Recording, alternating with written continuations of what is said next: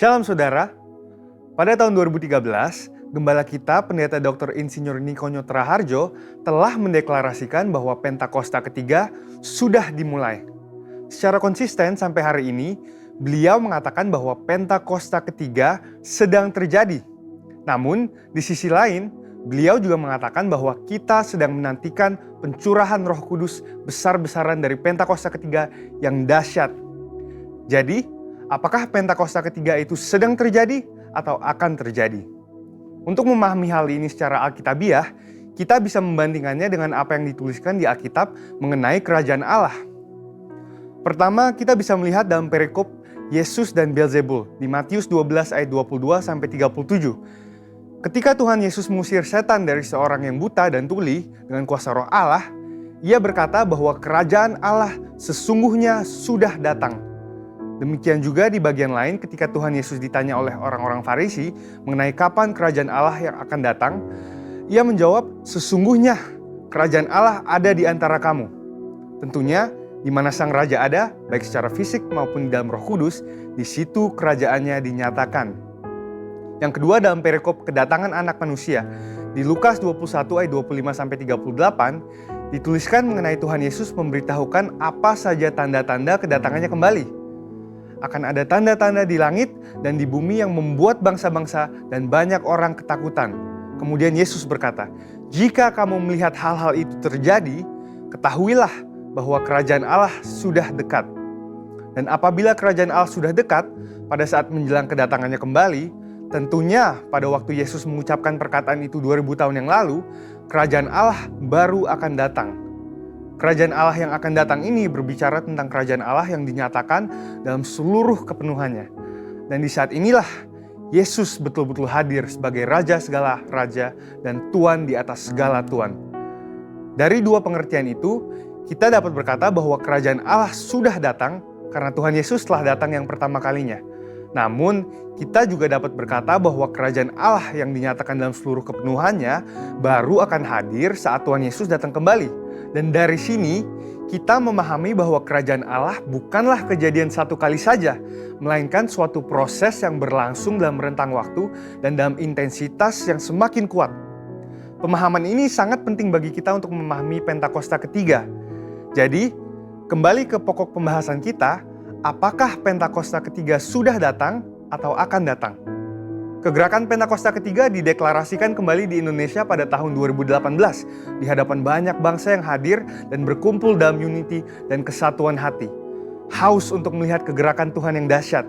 Peneguhan dan konfirmasi demi konfirmasi juga telah diberikan oleh banyak hamba Tuhan maupun institusi internasional. Kita juga dapat berkata bahwa Pentakosta ketiga sedang terjadi karena Roh Kudus sedang mengurapi kita saat ini dan memberikan kita kuasa untuk mulai bergerak menyelesaikan amanat agung. Dan Pentakosta ketiga juga dapat dikatakan akan terjadi karena kita sedang menantikan kepenuhan dari pencurahan Roh Kudus yang dahsyat di zaman ini, yang melebihi pencurahan Roh Kudus di era sebelumnya.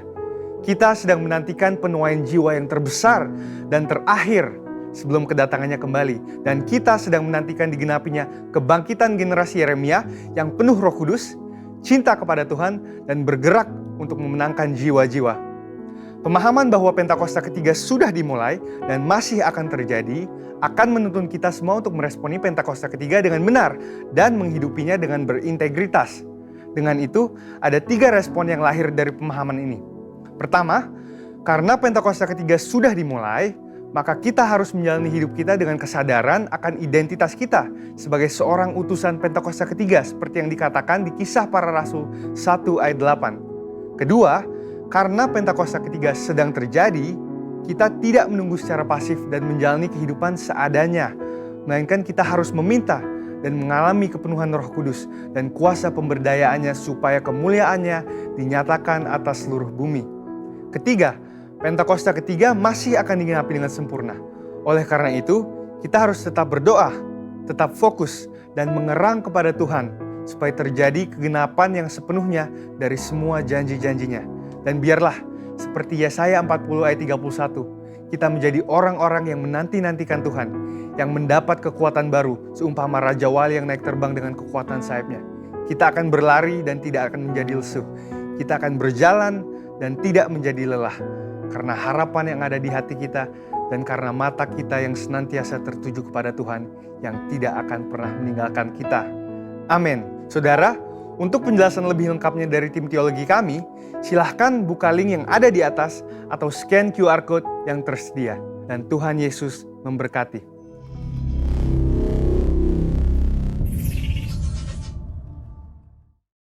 Shalom, selamat pagi Bapak Ibu. Berikan tepuk tangan bagi nama Tuhan. Kita siapkan hati kita, kita buka hati kita. Kita memuji, memuliakan nama Tuhan kita yang besar, Yesus Kristus namanya.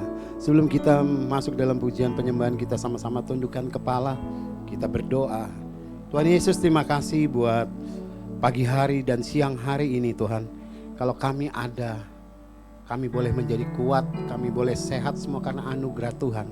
Kebaikan Tuhan yang Kau limpahkan dalam hidup kami Tuhan. Hati kami penuh dengan ucapan syukur Tuhan. Dan ajar kami selalu untuk mengucap syukur di dalam segala hal.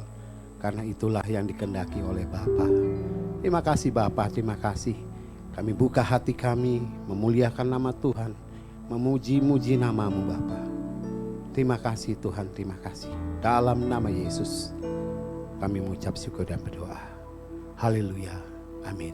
Berikan tepuk tangan sekali lagi bagi nama Tuhan. Haleluya, haleluya. Hati kami penuh dengan ucapan syukur Tuhan. Atas kebaikan-Mu, atas perlindungan-Mu, atas setiap berkat kesehatan dan kekuatan yang baru yang Kau limpahkan di dalam hidup kami. Terima kasih Tuhan. Engkau Bapa kami yang setia, Engkau yang selalu menopang kami. Terima kasih Yesus. Sama-sama kita nyatakan, dengan apa kami membalas. Dengan apa ku membalas kasih-Mu yang ku terima dari-Mu. Dengan apa ku membalas cinta-Mu, oh Yesusku, ku mau selalu bersyukur, selalu bersyukur. Kau Tuhan yang setia, yang selalu menopang. Ku mau selalu bersyukur, selalu bersyukur. Kau Bapakku yang setia. Terima kasih Tuhan. Dengan apa ku membalas kasih-Mu yang ku terima dari-Mu. Dengan apa ku membalas cinta-Mu, oh Yesusku, ku mau selalu bersyukur, selalu bersyukur. Kau Tuhan yang setia, yang selalu menopang. Ku mau selalu bersyukur, selalu bersyukur. Kau Bapakku yang setia. Ku mau selalu bersyukur, selalu bersyukur. Kau Tuhan yang setia, yang selalu menopang. Ku mau selalu bersyukur, selalu bersyukur. Kau Bapakku yang setia. Saya rindu Bapak Ibu menyanyikan pujian ini.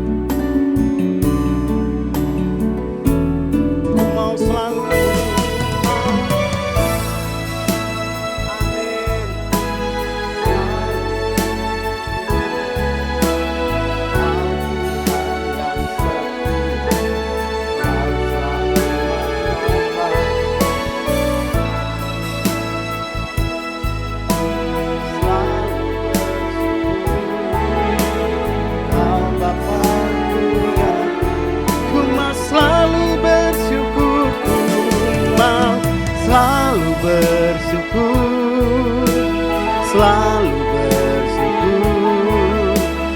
Kau Tuhan yang setia, yang selalu menopang.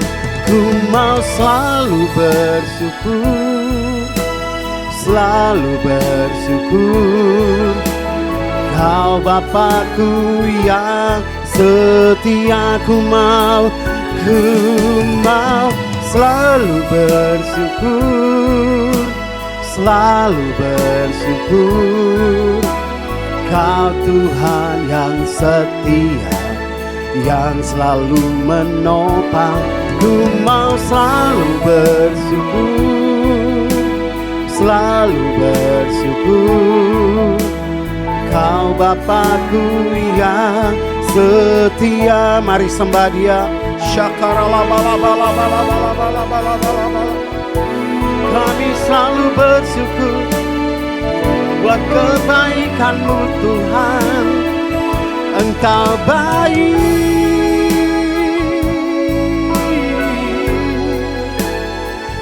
Terima kasih, terima kasih.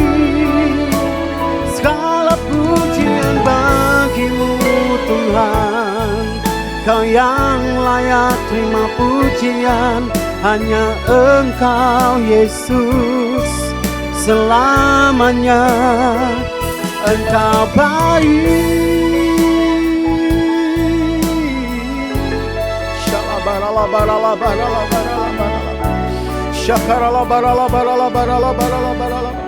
Haleluya.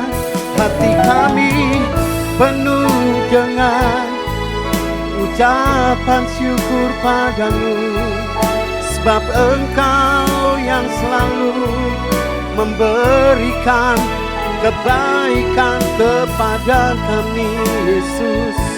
Oh, ya Lambo, shalama lama lama ya Lambo, ya lama sandi, syakara lama lama lama lama lama lama lama lama lama. Thank you Lord, buat kebaikan-Mu, buat perlindungan-Mu Tuhan, buat kekuatan yang baru Tuhan Yesus. Terima kasih buat semua anugerah-Mu. Engkau yang selalu menyertai kami Tuhan. Engkau yang selalu menopang kami. Terima kasih Tuhan. Syakaralabalabalabalaba. Nyatakan, ku mau selalu bersyukur, selalu bersyukur. Kau Tuhan yang setia, yang selalu menopang. Ku mau selalu bersyukur, selalu bersyukur. Kau Bapakku yang setia. Ku mau. Yes Tuhan. Kau Tuhan yang selalu. Yes, ku mau selalu selalu bersyukur. Kau Bapakku yang, sekali lagi nyatakan, ku mau selalu bersyukur, selalu bersyukur. Kau Tuhan yang setia, yang selalu menopang. Ku mau selalu bersyukur, selalu bersyukur. Kau Bapakku yang saya undang Bapak Ibu untuk bangkit berdiri. Kami ingin selalu bersyukur Tuhan. Ku mau selalu bersyukur, selalu bersyukur. Kau Tuhan yang setia, yang selalu menopang.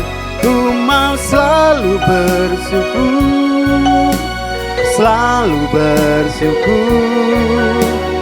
Kau Bapakku yang sekali lagi, ku mau selalu bersyukur, selalu bersyukur. Kau Tuhan yang setia, yang selalu menopang. Ku mau selalu bersyukur, selalu bersyukur. Kau Bapa-Ku yang setia, Kau Bapa yang setia, Kau Bapa-Ku yang Kau Bapa yang setia, Kau Bapa-Ku yang setia. Oh, Kau Bapa yang setia, Kau Bapa yang setia.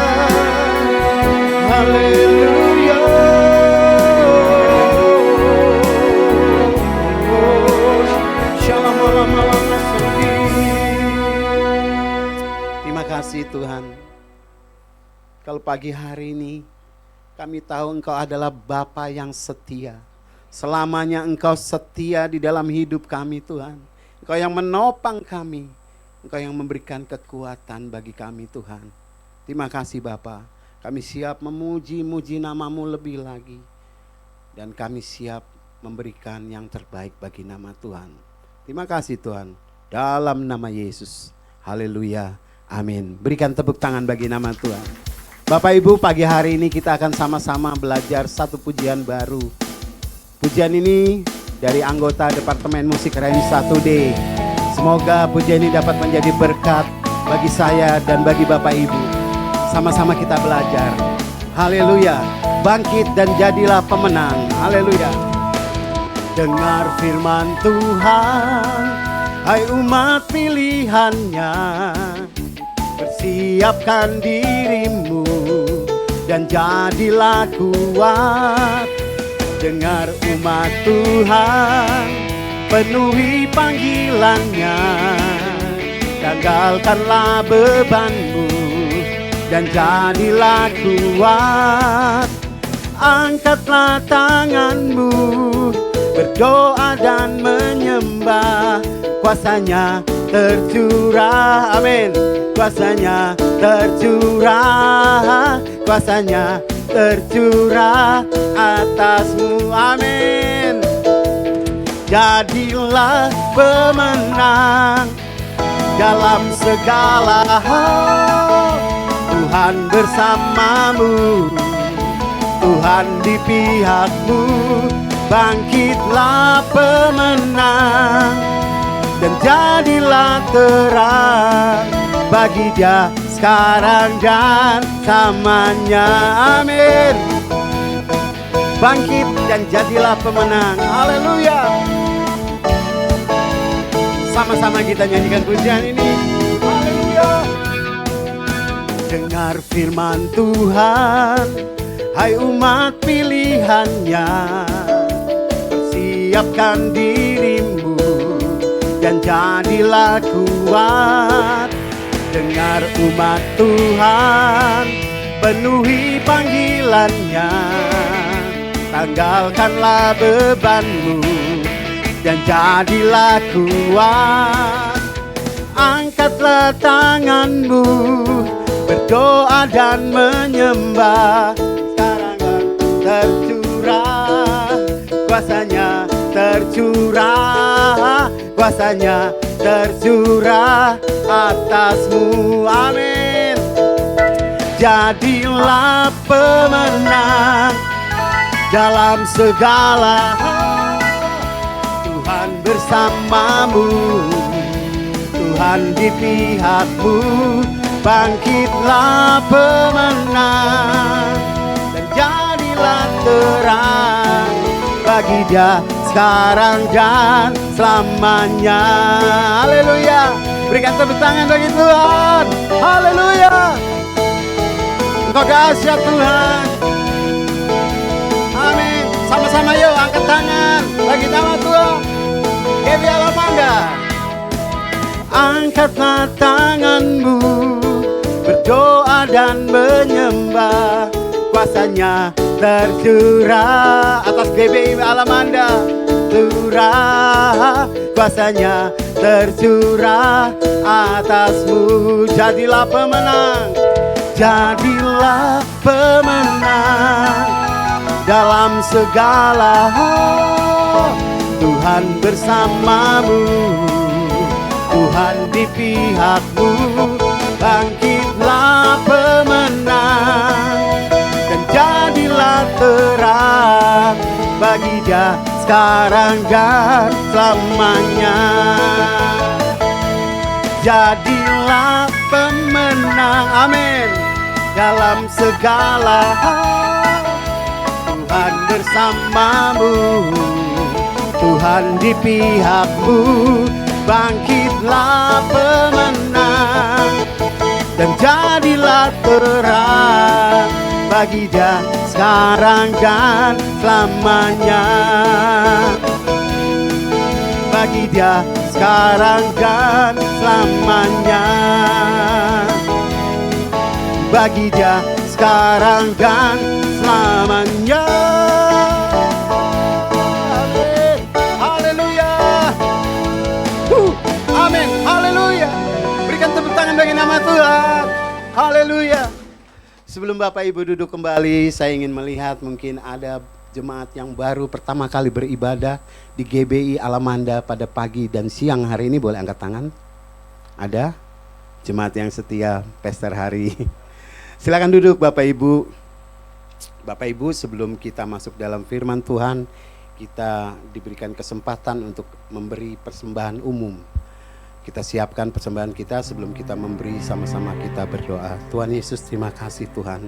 Kalau sebentar kami akan memberi persembahan untuk memperlebar kerajaan-Mu. Engkau memberkati setiap tangan-tangan yang memberi Tuhan. Berkati di dalam pekerjaan mereka, dalam rumah tangga mereka, usaha, bahkan yang studi sekolah Tuhan, buat berhasil di dalam nama Yesus. Terima kasih Tuhan. Kami siap memberi dalam nama Yesus. Haleluya. Amin. Saya persilakan Bapak Ibu.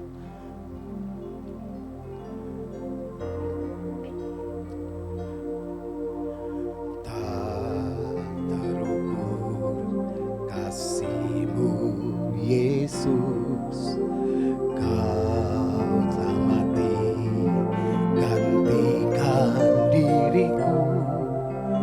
Kau curahkan darah-Mu untuk tebus dosaku.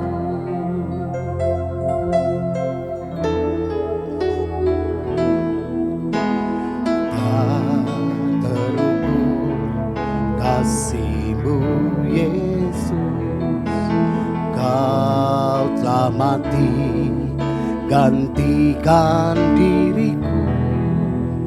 Kau curahkan darah-Mu untuk tebus dosaku. Layaklah Kau Tuhan, dipuji dan disembah dengan segenap hatiku. Layaklah Kau Tuhan, dipuji dan disembah dengan segenap jiwa ragaku. Kau yang layak disembah Tuhan, Kau yang layak ditinggikan. Tidak terukur kasih setiamu Tuhan Yesus. Tak terukur kasih-Mu Yesus, Kau telah mati, gantikan diriku. Kau curahkan darah-Mu untuk tebus dosaku. Layaklah Kau Tuhan, dipuji dan disembah dengan segenap hatiku. Layaklah Kau Tuhan, dipuji dan disembah dengan segenap jiwa ragaku. Layaklah Kau Tuhan, dipuji dan disembah dengan segenap hatiku. Layaklah Kau Tuhan, dipuji dan disembah dengan segenap jiwa ragaku. Layaklah Kau Tuhan, dipuji dan disembah dengan segenap hatiku. Layaklah Kau Tuhan, dipuji dan disembah dengan segenap jiwa ragaku. Mari kita sembah Dia Bapak Ibu. Kau yang layak Tuhan, terima sembah kami, terima pujian kami Yesus Tuhan. Kau yang layak Tuhan, Kau yang layak Yesus, Yesus. Haleluya, haleluya. Shalom. Oh ya lama sandi, sikara lama ya lama. Haleluya, haleluya. Kami tidak takut bahaya, walaupun dalam lembah kekelaman. Engkau selalu bersama kami, Engkau selalu menyertai kami. Gada tongkat dan perisai, Engkau Tuhan selalu menghibur kami. Terima kasih Yesus, biar segala yang bernafas memuji-Mu, menyembah-Mu, mengagungkan nama-Mu Yesus, yang layak disembah, layak dipuji. Oh,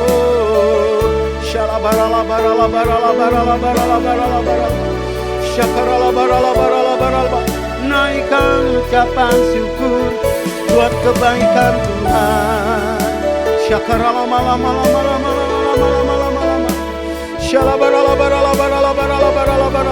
Saya undang Bapak Ibu untuk bangkit berdiri, nyatakan layaklah. Layaklah Kau Tuhan, dipuji dan disembah dengan segenap hatiku. Layaklah Kau Tuhan, dipuji dan disembah dengan segenap jiwa ragaku. Layak Engkau Tuhan, haleluya. Layaklah Kau Tuhan, dipuji dan disembah dengan segenap hatiku. Layaklah Kau Tuhan, dipuji dan disembah dengan segenap jiwa raga, dengan segenap jiwa raga kami, dengan segenap jiwa ragaku, dengan segenap jiwa raga, dengan segenap jiwa ragaku.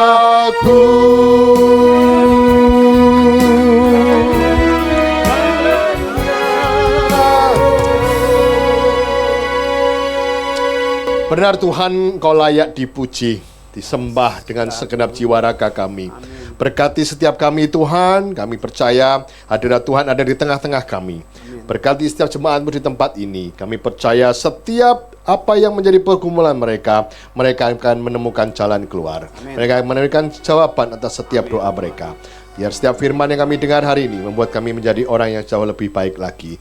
Boleh mengenal Tuhan lebih baik lagi. Terima kasih. Di dalam nama Yesus kami berdoa dan mengucap syukur. Kita diberkati. Sama-sama katakan, amin. Shalom. Silakan duduk Bapak Ibu sekalian. Bapak Ibu sekalian, tak terasa kita sudah masuk di bulan November. November, Desember, tahun baru. Ya, di bulan November ini kita akan memperingati juga ulang tahun gereja, yaitu ulang tahunnya gereja tanggal 20 November, tapi kita akan memperingati di tanggal 19 karena bertepatan di hari Minggu. Ya, Bapak Ibu sekalian, hari Minggu kita akan memperingati ulang tahun gereja ini yang ke-12 tahun. Cukup lama ya, Bapak Ibu sekalian, 12 tahun bisa melihat murid Yesus 12, suku Israel 12. Biar Tuhan menciptakan sesuatu yang apa yang Tuhan mau gereja ini lakukan di hari-hari ke depan. Ya, semakin berkenan di hadapan Tuhan dan menyenangkan Tuhan dalam setiap aspek hidup ini. Ya, Bapak Ibu sekalian, kalau kita boleh mengerti bahwa hari-hari ini kita perlu yang namanya lebih memahami dan mengenal tentang Tuhan kita. Ya, ayo kita buka ayatnya di Yeremia 9 ayat 23 sampai 24. Demikian bunyinya. Beginilah firman Tuhan, janganlah orang bijaksana bermegah karena kebijaksanaannya. Janganlah orang kuat bermegah karena kekuatannya. Janganlah orang kaya bermegah karena kekayaannya. Tetapi siapa yang mau bermegah, baiklah bermegah karena yang berikut, yaitu apa? Bahwa ia memahami dan mengenal aku. Bahwa akulah Tuhan yang menunjukkan kasih setia, keadilan dan kebenaran di bumi. Sungguh semuanya itu kusukai. Demikianlah firman Tuhan. Jadi Bapak Ibu sekalian, kalau kita melihat hari-hari ini banyak orang yang menyombongkan kekayaannya. Orang merasa paling pinter. Pak, saya sekolah sampai S3. Saya nggak tahu S apa lagi ya, S lilin, S apa lagi, saya nggak tahu lah. Yang penting orang bilang mengatakan, wah saya paling pandai. Atau mengatakan, Pak aku paling kaya. Pak, aku apa? Segala macam. Bapak Ibu sekalian, di sini Tuhan tidak suka. Dikatakan apa? Jangan engkau bermegah karena engkau kaya.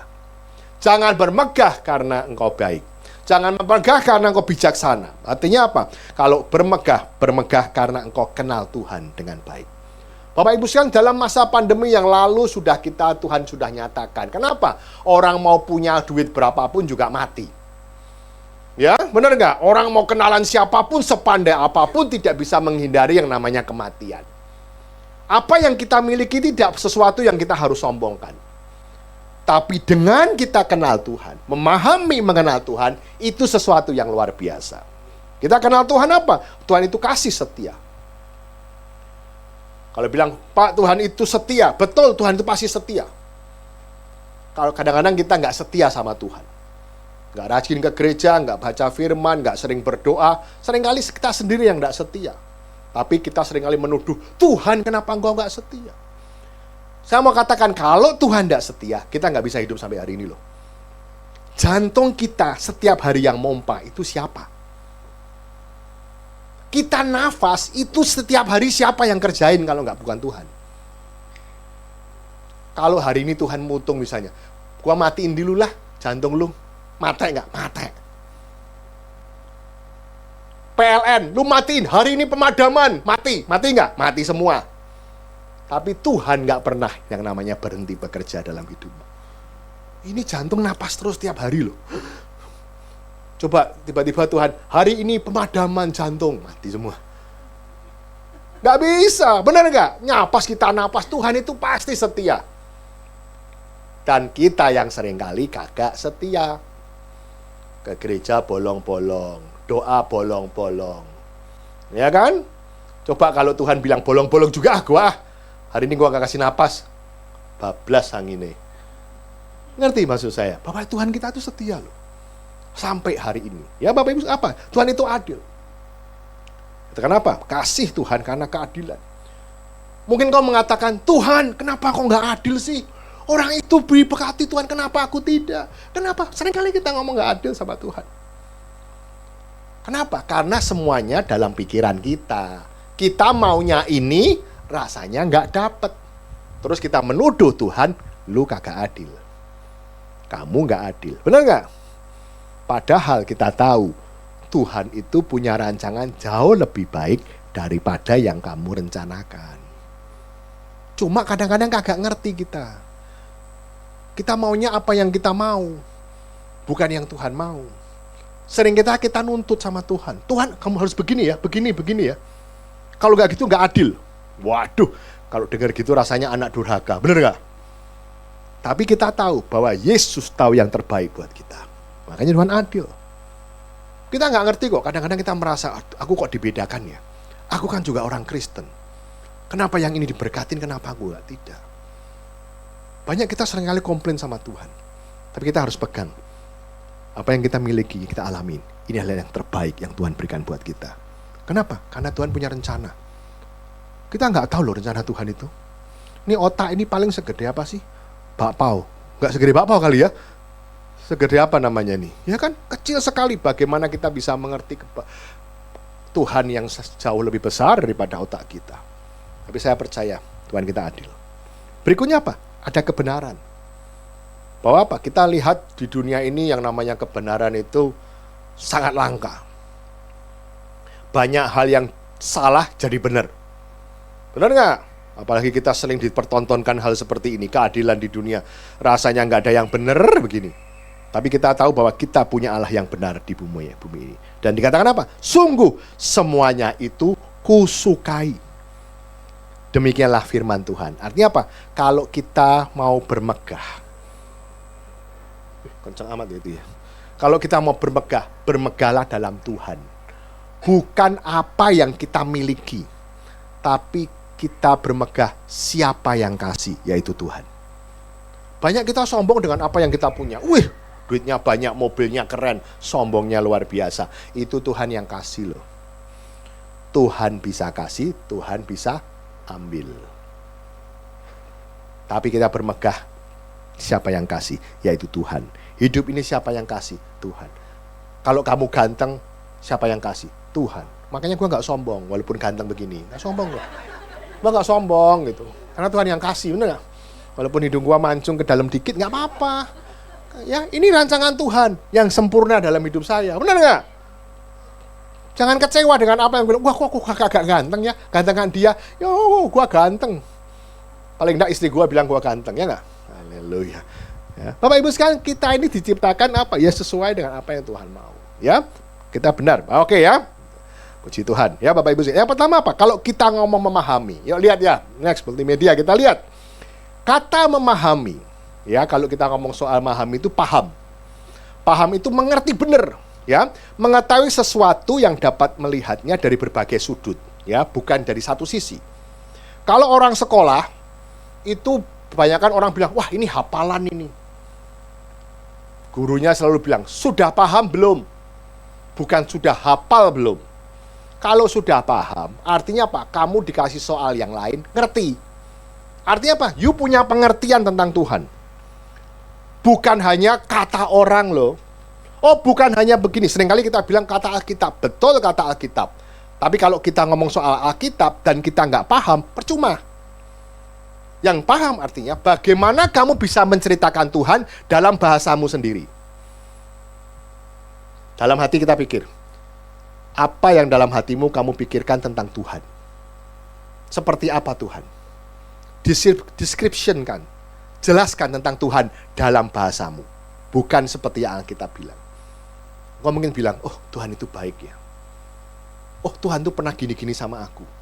Jelaskan, supaya kita memahami Tuhan.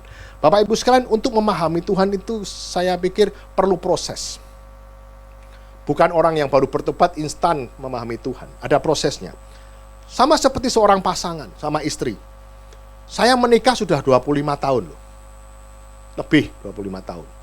Sampai sekarang saya masih belajar untuk memahami istri saya. Nggak gampang loh. Benar nggak? Suami gampang nggak? Nah, ketawa katanya ya. Nggak gampang yang namanya memahami istri. Benar. Kalau kita namanya paham, kita juga bukan cuma paham tentang hidup kita, tapi bagaimana kita paham kesulitan orang lain. Mungkin kita nggak ngalami hal itu, tapi bagaimana kita bisa paham situasi orang itu. Memahami sesuatu bukan hanya dari satu sisi, tapi keseluruhan sisi kita lihat. Banyak orang yang kita melihat kelihatannya baik, tapi tentunya di dalam hati mereka ada masalah. Kalau orang paham, ngerti, memahami, kita bisa memaklumi. Kadang-kadang kita bilang gini, ini orang ini kok begini ya? Mungkin kita nggak paham apa yang terjadi dalam hidup mereka. Mungkin hidup orang ini pernah dilukai, Mungkin dia merasa dilecehkan, sehingga orang berbuat hal-hal yang aneh. Benar nggak? Sering nggak ngalamin orang-orang aneh? Sering ketemu nggak? Kenapa? Kita nggak paham. Karena kita nggak tahu latar belakang dia. Kita nggak tahu bagaimana keadaan dia sebelumnya, apa yang dialamin. Nggak mudah kita memahami seseorang. Saya istri pun saya juga perlu belajar untuk memahami sampai hari ini. Kenapa? Kita punya latar belakang beda, betul? Dia wong Purbalingga, aku wong Semarang. Ya, beda orang tuanya, beda segi segala halnya. Bagaimana mereka dijadikan satu dan akhirnya mereka paham. Tidak mudah Bapak Ibu sekalian. Ya, kalau kita ngomong soal ini, bagaimana soal hidup ini? Kita bisa memahami Tuhan dengan apa yang sudah Tuhan lakukan. Kita memahami Tuhan dengan apa yang Tuhan sudah katakan. Dan memahami juga bagaimana apa yang dia sudah rasakan. Kan ada prosesnya. Kita bisa melihat orang memahami apa yang dia lakukan, apa yang dia katakan, dan apa yang dia rasakan. Bagaimana kita memahami Tuhan? Perlu sekali. Ya, Bapak Ibu sekalian, sama halnya pasangan kita. Perlu proses. Dan kita punya hubungan yang baik dengan pasangan dan dengan Tuhan. Kedua, soal kata mengenal. Kalau kenal itu kenal. Saya mau tanya nih, kasih perbedaan. Kamu siapa yang tahu Jokowi? Tahu nggak? Kalau nggak tahu, ini bukan bangsa mana ini kelihatannya ya. Taunya Benyamin Netanyahu nanti katanya. Kita tahu yang namanya Jokowi. Siapa yang mau tanya saya? Siapa yang kenal Jokowi? Nggak kenal. Tahu bedanya ya? Kita tahu Jokowi, tapi gua kagak kenal. Kamu tahu Tuhan? Pertanyaannya, kenal nggak Tuhan? Kalau kenal itu artinya apa? Dia bisa panggil pakai namamu. Hei Hari, lu kenal baik. Kemana lewat Hari gitu. Nah kalau nggak kenal ya kagak disapa, tuh bener nggak? Padahal handphone saya sudah siap terus nih telepon, tunggu teleponan ini. Siapa tahu jadi menteri kan gitu. Itu kalau kenal ya, nggak kenal. Nah Bapak Ibu kan sama hubungannya kita sama Tuhan. Kamu tahu Yesus nggak? Tahu, tapi Yesus kenal kamu nggak? Ya, ada lagunya ya. Yuk kita nyanyi yuk. Allah mengerti, Allah peduli, Allah tahu. Ya.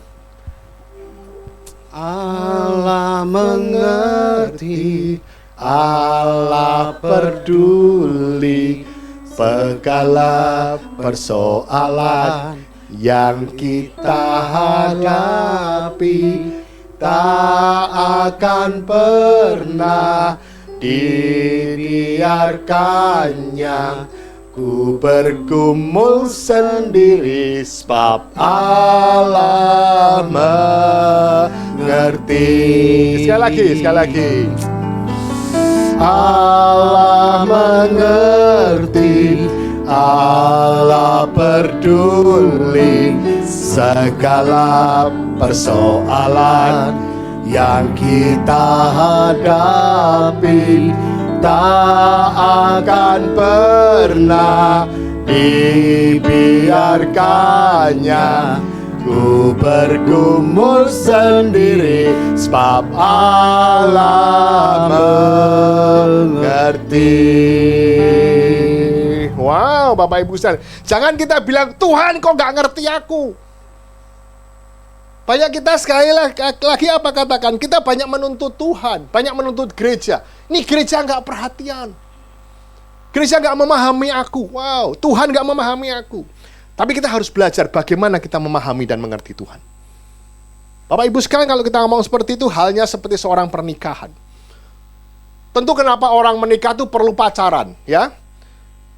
Pacaran mungkin 2 tahun, 3 tahun, bahkan ada yang cukup lama. Fungsinya apa? Supaya kita bisa mengerti dan mengenal, memahami calon pasangan kita. Mungkin ada yang bilang, Pak, gua waktu nikah nggak gitu-gitu amat, langsung ketemu langsung dikawinin katanya. It happen juga, bener kan? Tapi saya tahu pernikahan itu perlu proses. Saya memangnya mudah awal-awal, nggak mudah. Bagaimana 2 orang yang berbeda disatukan dan belajar untuk memahami dan mengerti. Mungkin dia cara makannya berbeda dengan saya. Istri saya tuh kalau makan lama, kalau saya makan cepat. Jadi saya harus pelan-pelan, akhirnya saya harus slow down. Benar nggak? Slow down, kenapa? Ya kan? Kenapa? Karena ngikutin ritme dia. Orang begitu Bapak Ibu, namanya pasangan, tentu kalau bilang kita adalah mempelai Kristus. Benar nggak? Orang-orang ini mempelai Kristus, kita ini calon mempelai Kristus. Jadi kita harus melihat seperti apa mempelai kita. Kita bisa mengerti pasangan kita. Saya waktu pacaran sama Devi cukup lama, istri saya. Kenapa? Karena saya beda kota. Saya di Semarang, istri saya di Purbalingga. Itu zaman itu nggak ada handphone, coba. Waduh, kalau zaman sekarang enak banget ya. Pakai WA, video call, wah ngirit. Saya jauh 200 kilo. Mau nggak mau pakai surat menyurat. Betul nggak? Itu aja kalau dibales. Jadi Bapak Ibu sekalian, kenapa masa pacaran itu membuat kita saling mengenal satu sama lain. Ya, banyak orang yang akhirnya bilang apa? Jangan dibilang, wah, waktu mau pacaran rasanya cocok aja. Wah, cocok, jos. Begitu sudah ngalamin, komplain sama Tuhan. Tuhan, ini pasanganku bukan ini. Nggak seperti ini dulu katanya. Dulu baik. Sekarang kok. Banyak orang yang merasa tidak bisa paham. Nah Bapak Ibu saya mau tanya Bapak Ibu saya. Kalau kita mau belajar untuk memahami seseorang, tentunya kita harus punya waktu bersama. Hubungan yang baik, komunikasi yang baik. Betul nggak? Bagaimana kamu bisa kenal seseorang, tapi kamu nggak ada waktu buat dia? Nggak mungkin. Masa pacaran tentunya melihat kita bagaimana kita mengerti. Dan sekarang, selama bertahun-tahun saya sudah menikah, istri saya bilang, ini yang datang pasti Hari. Kenapa? Gua tahu cara jalan lu. Dok gitu. Hari katanya. Lagi-lagi ngomong, wah Hari datang. Kenapa? Lu kalau batuk, gua tahu itu lu. Bener nggak? Ngalamin kan? Kalau apa? Wah gua tahu nih, yang kentut siapa? Pasti lu ya. Kalau kita lihat sebelah kita, wah masih ngoroknya kenceng. Wah, gua tahu ini suami gua masih hidup. Benar nggak? Kenapa? Karena kita punya koneksi yang lama hubungan. Nah, kalau kita mau dengar suara Tuhan, tentu kita harus punya hubungan yang baik. Benar nggak?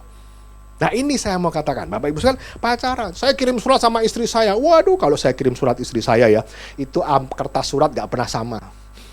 Gua ganti terus, semprot minyak wangi lagi. Zaman sekarang aja nggak pakai surat-suratan, ya, ngirit, pakai WA, ya. Saya ngirim 5 biji, baru dibalas 1. Istri saya bilang gini, Ring, lu tahu nggak kenapa? Gua yang kirim surat ke gua banyak katanya. Istri gua sombong gitu, sombong. Istri saya paling cantik buat saya. Katanya ngirimnya paling banyak. Wah kalau semua ngirim surat nih, cowok-cowok ngirimin surat ke saya, tapi nggak ada yang gua bales. Yang gua bales cuma lu. Wuhui. Kenapa? Katanya kalau yang lain kirim surat isinya gombal-gombal katanya. Ngerayu-ngerayu katanya. Kalau saya ngirim surat katanya menceritakan kehidupan saya. Kemarin sekolah gini loh, gini lah. Kan strategi ya. Jangan ngomong-ngomong ya. Kenapa kalau ngomongnya gombal-gombal, cewek udah takut duluan, bener gak? Makanya gua kirim surat begini. Tapi Bapak Ibu sekalian, saya ngirim hari ini dibalasnya 3 minggu. Zaman sekarang cowok-cowok pacaran ngirim WA nggak dibales langsung marah-marah. Lu ngapain sih nggak bales WA gua? Ya ampun, baru sebentar say. 3 minggu gua nungguin, bahkan sebulan. Makanya gua tahu intervalnya, waktunya. Jadi tiap minggu gua kirim.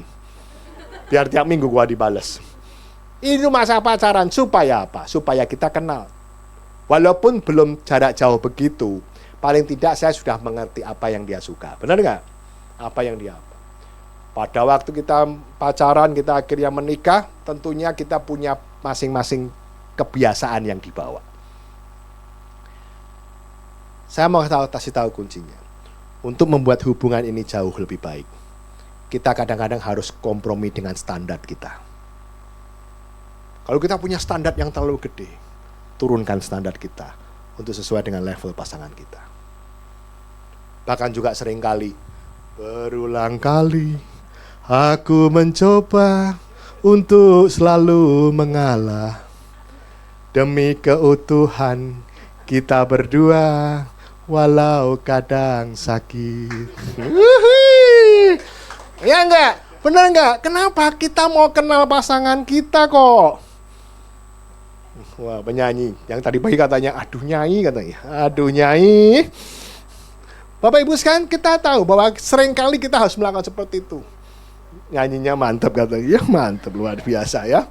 Nanti habis ini nyawer ya. Haleluya. Ya Bapak Ibu, kenapa? Kenapa banyak orang yang tidak bisa memahami pasangan akhirnya cerai? Dulu katanya cocok, wah gua cocok sama dia, jos mantep cocok, 100% cocok, gua mau merit. Habis ngalamin lalu, ini gak cocok, ini bukan pilihan. Dulunya maksa. Habis ngalamin, lu komplain lagi. Gak bisa tuker tambah lo. Enak aja, emangnya mobil lu tambah. Gak bisa, hati-hati. Jadi kita pahami dengan baik. Ngerti ya? Kita mengerti, ada prosesnya. Standarnya jangan tinggi-tinggi, turunkan level kita. Supaya apa? Kita punya hal-hal yang baik. Istri itu diambil dari tulang rusuk ya, di sebelah kita. Supaya apa? Kita ini sepadan dengan pasangan kita. Wah ini yang ibu-ibu seneng, tuh dengerin tuh. Gua bukan tulang kaki lu, gak diinjek-injek gua. Ya, bukan ibu juga, ibu bukan tulang kepala ya. Bukan mimpin-mimpin, sok mimpin, bukan tulang kepala. Tapi tulang rusuk yang dari sebelah kita. Gitu loh. Nah ini proses memahami. Supaya kita ngerti ya Bapak Ibu sekalian. Penting sekali ya. Karena kita tahu kalau kita pahami, kita tahu caranya Tuhan berbicara. Kita tahu ini suara Tuhan bukan. Yang dibilang kira-kira suara Tuhan ternyata suara iblis. Ya hati-hati. Oke berikutnya cara kita memahami mengenal Tuhan. Berikutnya nih. Pertama beriman, punya iman, percaya Tuhan. Kamu kalau menikah percaya nggak bahwa ini orang yang tepat? Percaya dong. Kalau nggak percaya kenapa lu menikah? Lu percaya nggak menyerahkan hidupmu sama pasanganmu? Percaya dong. Benar. Nah dia perlukan Roh Kudus juga. Di Efesus 1 ayat 17 dikatakan demikian. Dan meminta kepada Allah Tuhan kita Yesus Kristus, yaitu Bapa yang mulia itu, supaya ia memberikan kepadamu roh hikmat dan wahyu untuk mengenal dia dengan benar. Di Efesus 1 ayat 17, nanti Bapak Ibu baca. Dikatakan apa? Memberikan kepadamu roh hikmat, kita punya hikmat dan wahyu untuk mengenal Yesus dengan baik. Ya, kedua apa? Mengikuti Tuhan. Kalau kita mau kenal Tuhan, ikut Tuhan. Ibadah yang benar. Jangan bolong-bolong. Teratur kalau kita mau kenal Tuhan. Banyak dengar firman Tuhan, supaya kita kenal. Oh, saya waktu terima surat dari istri saya, aduh gua baca terus itu. Bener sampai lecek. Disimpan di bawah kasur terus. Ya, kok rasanya diem aja, apa yang nggak pernah pacaran gitu. Ya, terima suratnya tuh enak banget. Saya koleksi sampai lengkap tuh. Kenapa? Karena kita seneng, pengen dengar ceritanya. Benar nggak? Banyak dengar firman. Layani Tuhan. Bagaimana hubungan kita dengan Tuhan? Beda ya, melayani Tuhan dan melayani pekerjaan Tuhan. Saya ini sedang melayani pekerjaan Tuhan. Sebagai gembala, berkhotbah. Bapak-bapak ini melayani pekerjaan Tuhan. Tapi Tuhan mau kamu melayani Tuhan. Ingat ceritanya Maria dan Marta? Ya, yang satu sibuk menyiapkan makanan, yang satu duduk di kaki Tuhan. Tapi kedua-duanya benar. Nanti kalau nggak ada yang nyiapin makanan gimana? Kan kasihan juga ya, kelaparan. Tapi juga benar bahwa dia mengambil yang terbaik, yaitu duduk di kaki Tuhan. Saya sebagai pengkhotbah ini bukan yang terbaik, melayani Tuhan. Tapi layani Tuhan bagaimana aku duduk di kaki Tuhan dan memuji Tuhan. Itu yang terbaik. Bukan hanya pekerjaan Tuhan, tapi layani Tuhan dengan tubuhmu, dengan waktumu, dan dengan hartamu. Layani Tuhan. Lalu apa? Lakukan firman Tuhan. Lakukan kehendak Tuhan. Banyak baca firman, tentunya firman. Kita bagaimana bisa kenal Tuhan yang kita tidak lihat? Kalau kita nggak baca yang namanya firman Tuhan, suratnya Tuhan, baca. Memang di firman itu, di Alkitab itu banyak mengandung cerita, termasuk sejarah zaman dahulu, termasuk bangsa Israel. Betul nggak? Kalau lihat bangsa Israel selalu perang-perang, betul ya? Zaman sekarang masih perang kan? Nanti saya akan bahas mengenai perang Israel. Tunggu ya Bapak Ibu sekalian, supaya kita tahu. Di Alkitab kita baca juga, bagaimana punya hubungan yang baik dengan Tuhan. Memahami kehendak Tuhan, itu penting banget.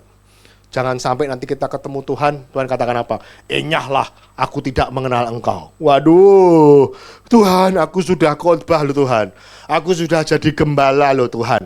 Kok ketemu Tuhan, Tuhan tidak kenal aku. Wow, amit-amit deh. Lihat ayatnya coba, Matius 7 ayat 21 sampai 23. Lihat Bapak Ibu sekalian. Bukan setiap orang yang berseru kepadaku, Tuhan, Tuhan akan masuk ke dalam kerajaan sorga, melainkan dia yang melakukan kehendak Bapakku di sorga. Pada hari terakhir banyak orang yang berseru kepadaku, Tuhan, Tuhan, bukankah kami bernubuat demi namamu, dan mengusir setan demi namamu, dan mengadakan banyak mujizat demi namamu juga. Wih, ini kayak pekerjaan pendeta loh. Pekerjaan gereja loh, benar nggak? Mengusir setan segala macam. Tapi apa yang terjadi? Pada waktu itulah aku berterus terang kepada mereka dan berkata, aku tidak mengenal kamu. Enyahlah daripadaku, kamu sekalian berbuat kejahatan. Jangan sampai pelayanan kita Tuhan tidak kenal. Banyak hari-hari ini gereja melakukan banyak hal. Bukan karena kehendak Tuhan, tapi kemauannya sendiri. Mereka mengambil keuntungan dari jemaat yang ada. Bapak Ibu sekalian, kita terus berdoa bahwa ini adalah salah satu tanda-tanda akhir zaman. Akan banyak nabi-nabi palsu. Mereka kelihatan hebat, mujizatnya hebat. Saya mau kasih tahu, kuasa gelap juga bisa melakukan mujizat. Makanya kita harus tahu, paham Tuhan, ini pekerjaan Tuhan atau pekerjaan iblis. Kita harus memahami dan mengerti nama Tuhan. Dan berikutnya Bapak Ibu sekalian, berkat kalau kita mengenal Tuhan. Hosea 6 ayat 3. Yuk kita lihat. Marilah kita mengenal dan berusaha sungguh-sungguh mengenal Tuhan. Ia pasti muncul seperti fajar. Ia akan datang kepada kita seperti hujan pada akhir musim yang mengairi bumi. Artinya apa? Kalau kita kenal Tuhan, dia akan muncul seperti fajar. Matahari itu selalu keluar pada waktunya. Tidak pernah dia absen. Dia keluar. Kalau soal gerhana itu bukannya dia absen, tapi dia ketutup dengan bulan yang lain. Tapi dia tidak pernah yang namanya absen. Seperti Tuhan, tidak pernah absen menolong engkau dan memberkati engkau. Dan lagi apa? Mazmur 91, Bapak Ibu mungkin sudah hafal. Di ayat yang ke-14 sangat sekali ditekankan. Sungguh hatinya melekat kepadaku. Maka aku akan meluputkannya dan membentenginya sebab ia mengenal. Wow. Kalau engkau kenal nama Tuhan, semua janji di Mazmur 91 menjadi bagianmu. Tuhan akan memberkati engkau. Tuhan akan melindungi engkau. Yang penting kamu harus paham dan kenal Tuhan. Apa yang Tuhan mau. Termasuk hari-hari ini Bapak Ibu sekalian. Hari ini ada satu tema yang sangat saya mau sampaikan. Kita lagi memasuki namanya peperangan. Ya, bukan hanya peperangan rohani tapi perang beneran. Yaitu tentang Israel dan Palestina. Betul ya? Tolong dibuka multimedia, saya akan jelaskan. Supaya kita bisa mengerti. Orang yang mengerti rencana Tuhan. Kita memahami rencana Tuhan. Kita boleh mengerti tanda-tanda zaman. Apa yang terjadi di kemudian ini. Kalau kita mau bahas mengenai tentang perang. Ya, tentu hari ini kita mengalami perang yang namanya Palestina dan Israel. Ya, Bapak Ibu lihat. Next, multimedia tentang perang akhir zaman. Perang dan akhir zaman. Kita akan bahas tentang satu yang pertama, tanda-tanda menjelang akhir zaman. Kenapa saya mau jelaskan ini? Supaya kita bisa mengerti dan memahami rencana Tuhan. Termasuk perang pun kita harus katakan ini adalah rancangan Tuhan.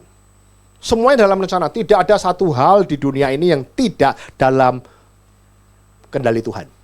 Termasuk perang.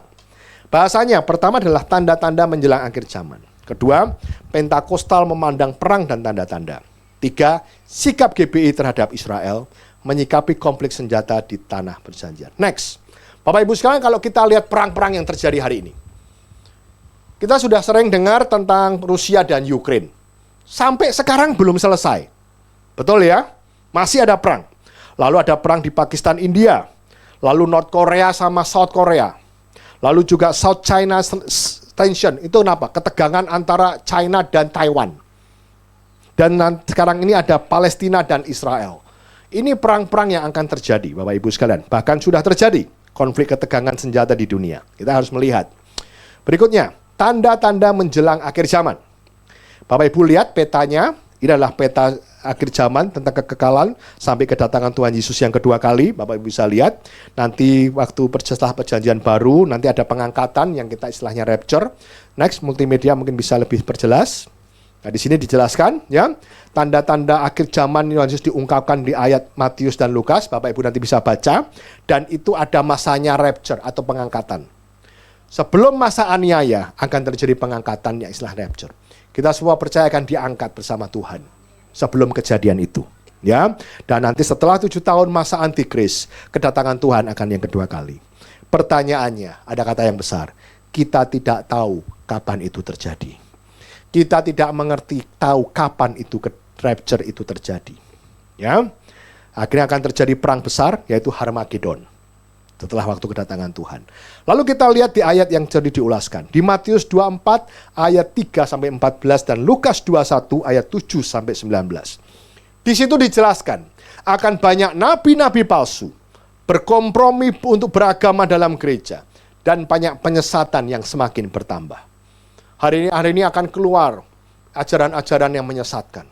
Yang dipoles sangat indah sehingga membuat jemaatnya tidak sadar kalau itu bukan ajaran yang benar. Bapak Ibu mungkin beberapa hal mungkin sudah tahu tentang hyper grace juga. Dikatakan dalam satu gereja, katakan kalau kamu sekali selamat, tetap selamat. Bapak Ibu tidak ada semikian. Kamu harus menjaga keselamatanmu sampai pada akhirnya. Bukan berarti engkau dulu melayani Tuhan dan kalau sekarang hidupnya sembrono, engkau bisa seenaknya masuk surga. Masuk surga bukan hal yang gampang. Kita harus menjaga iman kita sampai pada akhirnya. Yang kedua, semakin banyak peperangan bencana alam, termasuk pandemi dan gempa bumi yang akan terjadi. Beberapa kali juga terjadi gempa bumi.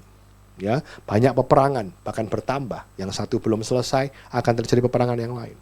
Lalu yang ketiga, terjadi penganiayaan atas umat Tuhan. Yang keempat, kekerasan, kejahatan, dan pengabaian hukum-hukum Tuhan semakin meningkat. Banyak hal yang kita dipertontonkan. Saya melihat di TV, di Amerika, banyak sekali penembakan. Kemarin baru beberapa waktu yang lalu di Maine, Amerika, 18 orang ditembak. Mungkin mereka mudah membawa senjata. Dan kita banyak melihat kejahatan. Kita melihat bahwa ekonomi semakin sulit. Sehingga orang menyelesaikan masalah dengan mencari masalah yang baru. Kejahatan akan semakin sulit. Dan kita juga melihat kenapa ekonomi akan semakin sulit. Lalu berikutnya yang sangat luar biasa, yang ini perlu kita bersyukur. Oleh karena hal ini, Injil diberitakan di seluruh dunia. Apalagi dengan sekarang mulai menggunakannya sistem multimedia. Orang sangat mudah untuk beribadah. Tinggal klik mereka beribadah. Tinggal klik mereka bisa dengar kebenaran firman Tuhan. Lalu yang keenam, orang yang selamat adalah orang teguh iman dalam kesukaran di zaman akhir. Yang ketujuh, orang beriman menyaksikan peningkatan tanda-tanda ini dan sadar bahwa kedatangan Tuhan sudah dekat. Bapak Ibu sekalian, kita harus sadar. Kita harus mengerti apa rencana Tuhan. Bahwa apa yang terjadi itu hanya sebagai tanda bahwa kedatangan Yesus semakin dekat. Berikutnya kita lihat. Eskalasi atau penambahan jumlah perang ini adalah salah satu tanda menjelang akhir zaman. Bukan tanda bahwa zaman sudah berakhir. Banyak orang yang memprediksi ini bisa terjadi perang dunia yang ketiga. Apakah ini akhir zaman? Belum tentu.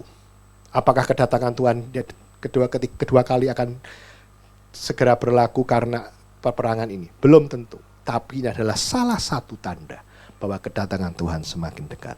Apa yang terjadi saat ini adalah salah satu dari sekian konflik yang terjadi di Israel. Sehingga hal itu bukanlah tanda bahwa akhir sudah tiba.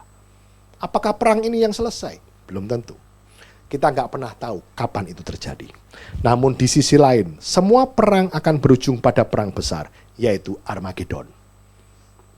perang besar. Semua seluruh negara akan bersatu perang sama-sama. Yang didahului dengan munculnya kejijikan dan pembinasaan alias antikristus.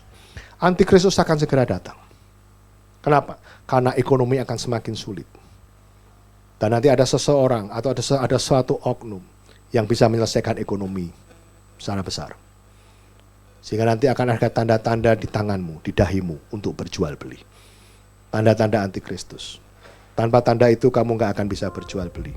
Karena ekonomi dunia semakin parah oleh karena resesi peperangan. Bapak Ibu juga sadar bahwa sekarang harga emas sudah 1.100.000. Lebih dari 1 juta rupiah, betul? Ada prediksi nanti akan menjadi sampai 2.000 troy ounce. Sekarang masih 2.000, sekarang sudah 2.000 troy ounce, 2.000 troy ounce. Nanti akan menjadi sekitar 3.000 troy ounce. Jadi estimasi antara sekitar sampai 2 juta rupiah. Katanya. Kita nggak pernah tahu. Kalau resesi dunia perang ini akan semakin berlangsung, nilai mata uang tidak ada artinya. Karena semua tidak saling percaya negara dengan negara yang lain. Mereka percaya dengan emas. Ya, karena hal itu semua akan terjadi dan antikris ini yang akan menyelesaikan, dan inilah masanya kedatangan Tuhan sudah semakin dekat. Yang berikutnya, Pentakostal, memandang perang dan tanda-tanda menjelang akhir zaman. Respon pertama kaum Pentakostal ketika melihat tanda-tanda menjelang akhir zaman menjadi kenyataan, termasuk perang, dan adalah dengan meningkatkan doa dan mencari wajah Tuhan. Respon kita adalah meningkatkan doa dan mencari wajah Tuhan. Kenal Tuhan dengan sungguh-sungguh. Ya. Kedua, ini dilakukan karena Pentakostal sangat menyadari bahwa tanpa Tuhan tidak mungkin kita kuat dan mampu untuk meresponi secara nyata situasi yang terjadi seperti yang Dia inginkan. Hadirat dan kuasa Roh Kudus menjadi kekuatan orang percaya untuk bertindak. Bagaimana kita meresponi setiap kejadian yang ada? Sayangnya, seringkali Pentakostal dikira hanya merespon dengan berdoa saja tanpa suatu tindakan nyata, padahal tindaklah demikian. Berikutnya, justru pemahaman dan iman bahwa kedatangan Tuhan Yesus untuk yang kedua kali pasti akan terjadi, dan bahwa tanda-tanda menjelang kedatangannya itu nyata, menjadi motivasi yang sangat kuat bagi kaum Pentakostal untuk giat bekerja, giat melayani, dan giat mengabarkan Injil, karena Pentakostal sangat sadar bahwa waktu yang ada sangat terbatas, dan karena Tuhan Yesus segera datang. Next. Semua tanda-tanda yang terjadi seperti perang dan pernyataan-pernyataan profetik seperti 2033. Saya akan jelaskan mengenai 2033. Bapak Ibu sekalian, kita menggunakan tahun Masehi tahun 2000, betul? Itu adalah menyatakan Tuhan Yesus datang ke dunia, lahir tahun 2000, dari tahun 00. Yesus melayani setelah dia berumur 30 tahun. Yesus melayani sekitar 3,5 tahun. Kalau dilihat Yesus naik ke surga waktu dia pertama kali, itu adalah tahun 33. Dan 2000 tahun setelahnya, itu akan ada di tahun 2033. Banyak hamba-hamba Tuhan yang menyatakan, dalam 10 tahun ini akan terjadi pergerakan yang besar. Akan ada penginjilan yang masif. Akan ada sesuatu yang kita doakan. Apakah tahun 2033 Tuhan datang? Saya tidak bisa menjawab seperti itu. Tapi dalam masa-masa ini, gereja-gereja bersatu bahwa untuk memperingati 2000 tahun Yesus naik ke surga, gereja-gereja harus semakin giat untuk menyelesaikan amanat agung. Tugas kita apa? Kita harus berjaga-jaga. Karena kedatangan Tuhan sudah dekat. Dan sewaktu-waktu kita tidak tahu dengan pasti kapan waktu itu terjadi. Berjaga-jaga artinya setia mengerjakan apa yang Tuhan perintahkan dan percayakan pada kita sampai Ia datang. Motivasi eskatologi. Kedatangan Tuhan Yesus dan tanda-tanda menjelang zaman akhir, termasuk perang, mendorong kaum Pentakostal yang pertama, melakukan doa, pujian, penyembahan secara intensif karena kita sadar kita membutuhkan Roh Kudus untuk memberitakan kabar baik. Kedua, menjangkau jiwa-jiwa sebanyak mungkin sebelum Tuhan Yesus datang untuk yang kedua kalinya. Makin giat bekerja dan melayani di masyarakat karena sadar bahwa dunia usaha kerja butuh kabar baik dan pengenalan akan Tuhan Yesus melalui keberadaan kita di sana. Bapak Ibu sekalian, bukan suatu kebetulan kalau engkau ada di dunia usaha. Bukan suatu kebetulan kalau engkau ada di luar sana. Itulah tempat ladang untuk engkau mengabarkan kebenaran firman Tuhan. Bukan hanya sebagai seorang pengkhotbah, tapi bagaimana kamu ada di dunia usaha. Mereka juga perlu yang namanya kenal akan Yesus. Mengelola segala talenta, kemampuan kita, waktu kita, dan harta kita sebagai tanggung jawab kepada Tuhan yang memberi semua itu. Bapak Ibu sekalian, ini yang kita mau lakukan, anak-anak Tuhan. Ada doa pujian, jangkau jiwa, giat bekerja, lebih melayani, dan pakai talenta, waktu, dan harta kita untuk melayani Tuhan. Next, Pentakosta menyadari bahwa perang sebagai salah satu tanda menjelang akhir zaman yang diajarkan Tuhan Yesus adalah hal yang tidak bisa dihindarin. Namun sebagai anak-anak Tuhan yang dipenuhi Roh Kudus, Pentakostal tidaklah bersuka atas perang. Kita nggak suka perang, ya, melainkan kita terus berdoa agar perdamaian terjadi dan membawa damai di mana saja. Ya, ini bagaimana sikap kita, sikap GBI terhadap Israel. Next, berikutnya.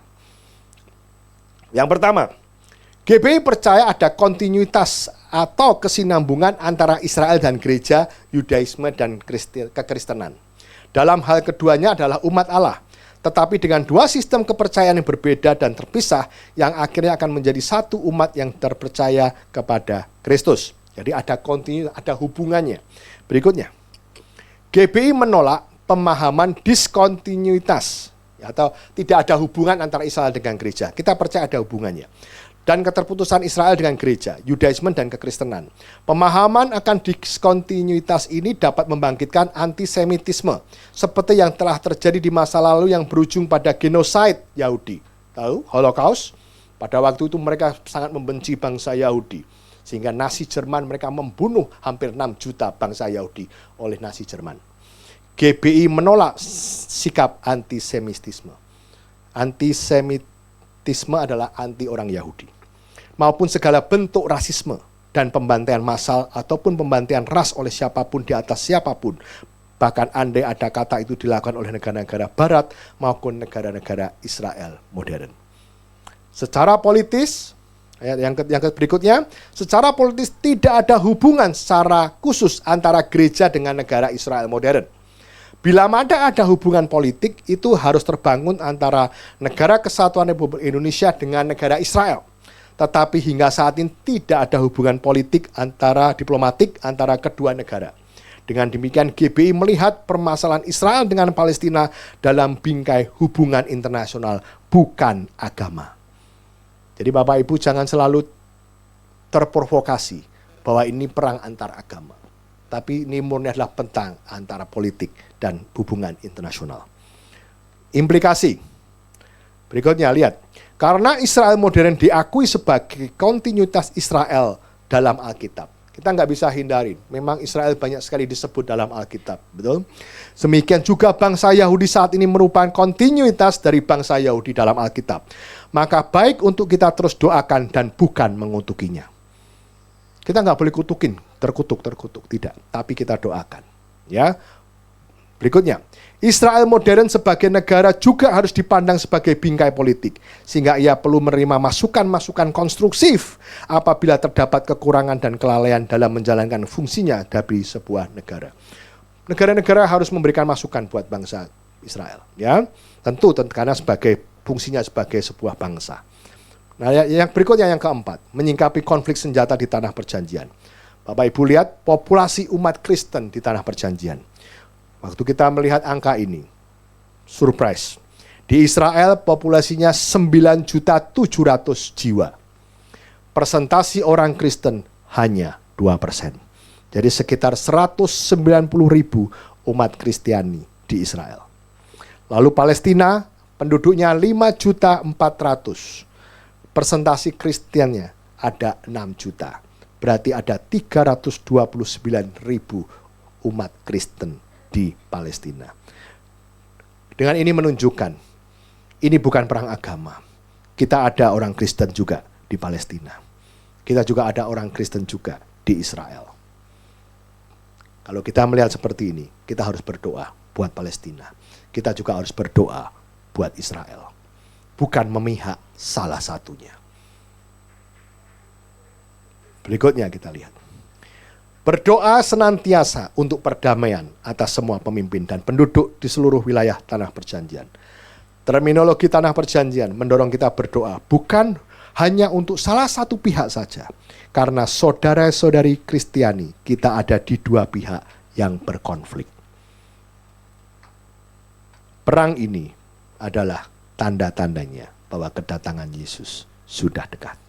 Jangan mempergunakan ayat Alkitab di luar konteks untuk peruntukannya saat mencoba menjelaskan konflik yang terjadi. Seperti yang diviralkan di beberapa media sosial.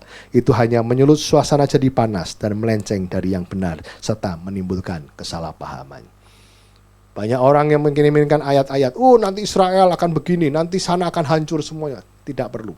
Karena memang bukan konteks yang benar pada waktu kita viralkan.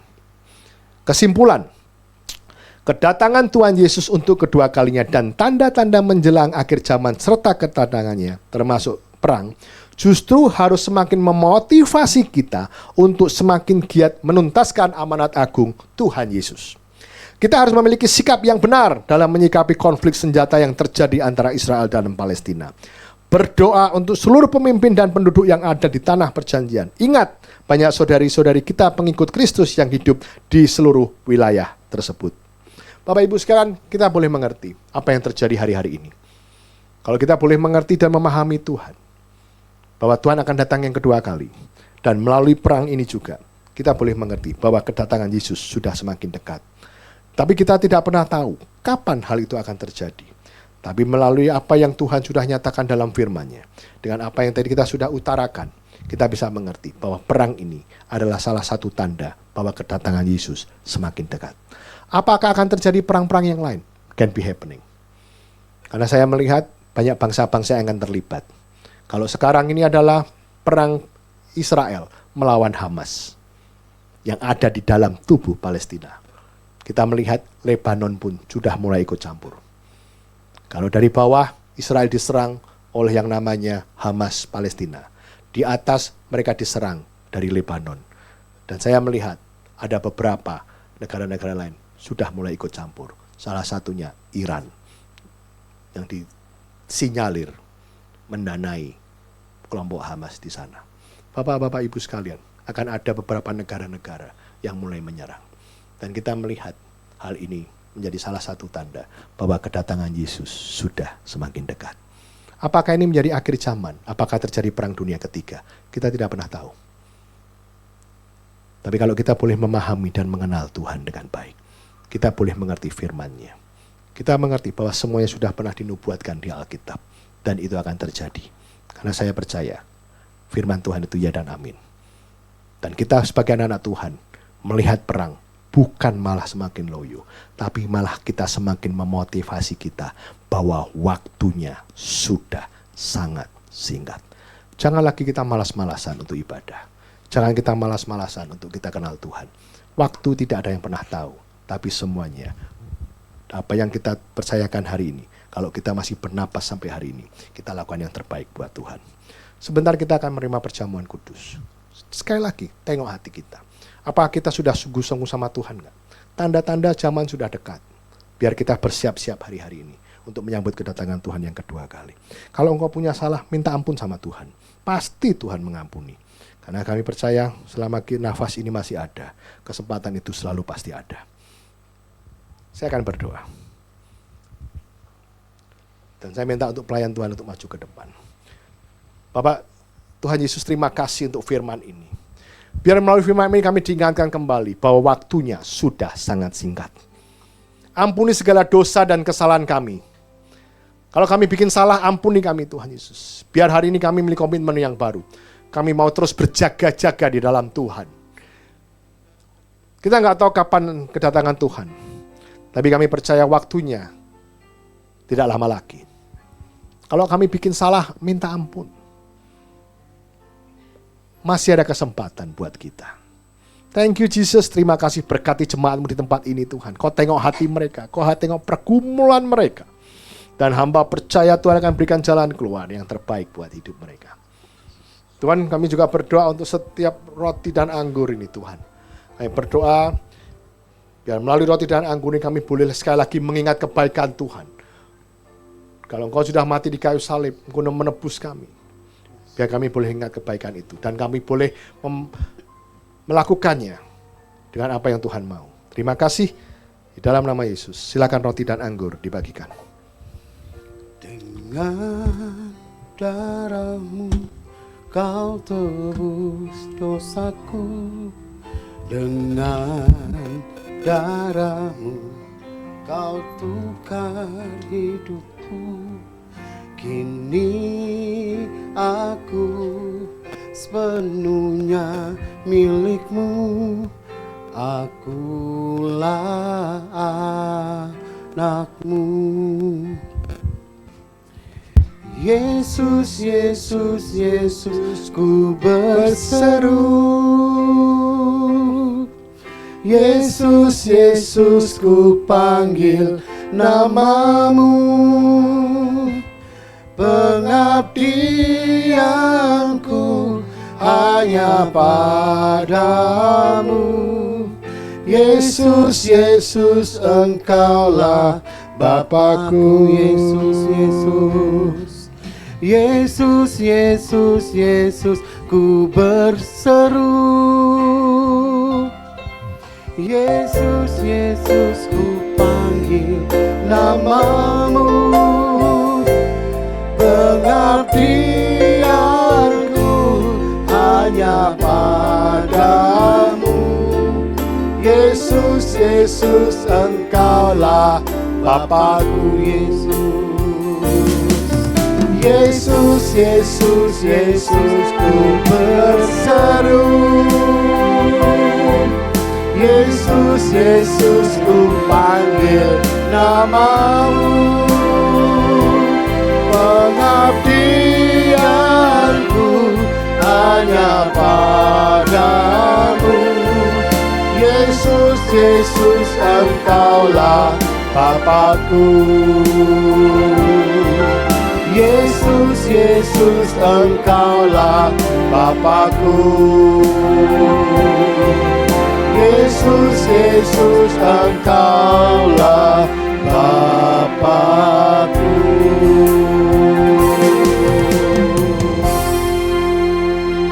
Apakah semua sudah dilayani? Bapak Ibu sekalian, saya undang untuk bangkit berdiri.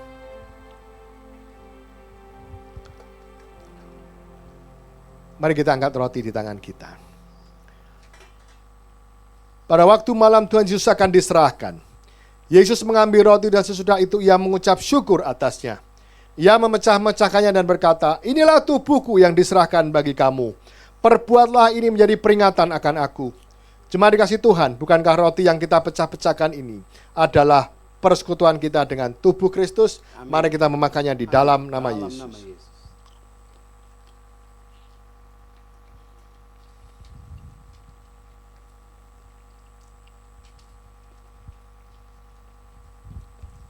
Thank you, Jesus.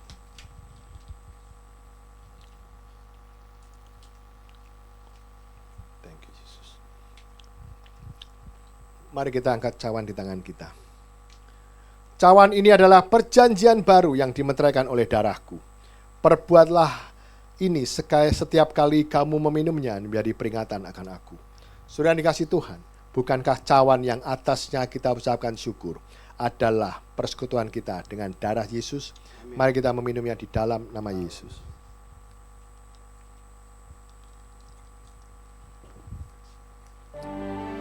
Terima kasih. Ucapan syukur buat Tuhan. Terima kasih. Thank you Jesus. Terima kasih.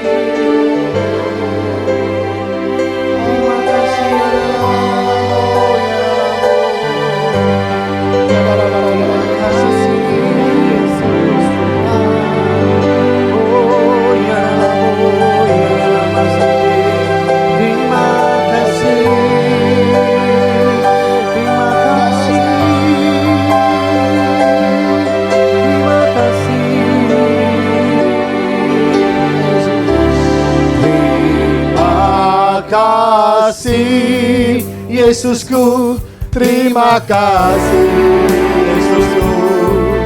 Puji syukur hanya bagi Tuhanku.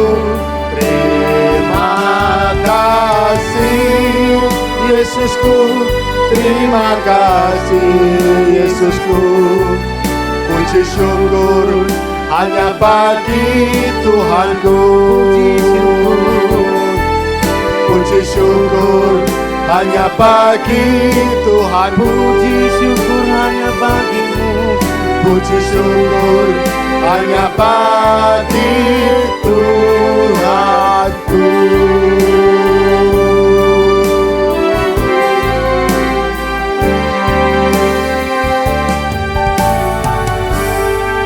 Puji syukur hanya bagimu Tuhan. Terima kasih kalau kami boleh sedangan dengan Engkau. Terima kasih untuk pengampunan dosa. Terima kasih untuk keselamatan. Biar hari ini Tuhan kami memiliki komitmen yang baru. Kami akan melakukan apa yang Tuhan mau. Apa yang menjadi kehendak-Mu kami kerjakan di akhir zaman ini. Kami maunya mau menjangkau jiwa. Memenangkan banyak jiwa untuk kemuliaan nama Tuhan. Dan menyelesaikan amanat agung. Terima kasih Yesus, berkati setiap jemaat-Mu di tempat ini. Penyertaan Tuhan yang baik. Di dalam nama Yesus kami berdoa dan mengucap syukur. Haleluya. Amin. Silakan duduk Bapak Ibu sekalian. Saya akan berdoa untuk yang berulang tahun di bulan November. Apakah ada? Gereja juga kita berulang tahun di bulan November. Haleluya. Jadi termasuk kita semua ulang tahun jadinya. Haleluya. Tolong dicatat. Segera yuk.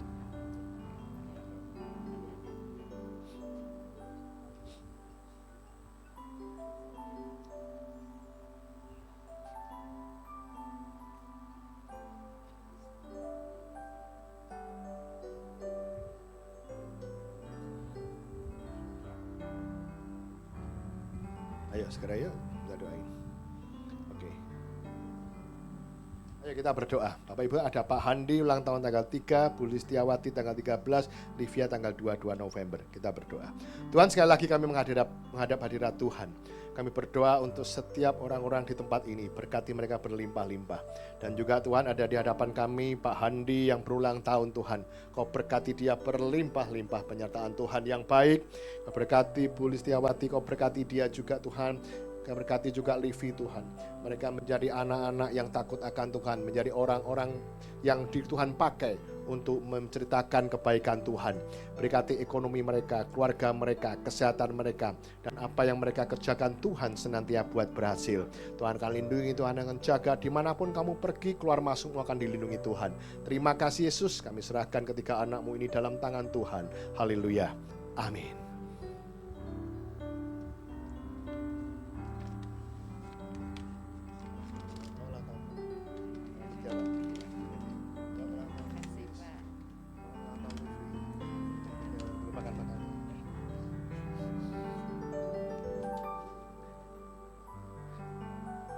Satu hal lagi saya akan berdoa. Ini adalah minggu yang pertama yang Bapak Ibu akan mengembalikan perpuluhan, ya. Mungkin sudah disediakan amplop Bapak Ibu sekalian, ya. Amplop yang tersedia seperti ini adalah amplop perpuluhan yang karena Bapak Ibu sekalian saya mohon maaf, ini amplop tidak dibawa pulang karena lama-lama berkurang amplopnya, ya. Tidak dibawa pulang ya, amplop yang keras. Dan kita juga ada amplop yang model baru, mungkin yang lebih sederhana, ya, bisa sama. Tujuannya nanti tinggal ditulis untuk keperluan apa yang Bapak Ibu sudah peroleh. Saya akan berdoa. Tuhan, terima kasih untuk firman-Mu Tuhan.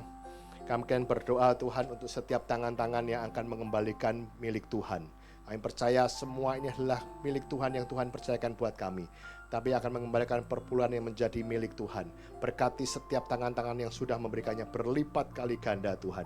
Dan juga Tuhan, kami berdoa Tuhan, kalau Tuhan akan memberkati setiap pekerjaan tangannya, apa yang dilakukan Tuhan berhasil, Tuhan jaga kesehatannya, keluar masuknya Tuhan lindungi, karena mereka mencintai pekerjaan Tuhan. Dan hamba percaya pelindungan Tuhan sempurna. Terima kasih, kami siap menabur dalam nama Tuhan. Haleluya, amin. Ini ada pelayan Tuhan akan mengambil, atau Bapak Ibu kalau memang belum siap bisa dimasukkan dalam amplop di belakang. Tuhan Yesus memberkati.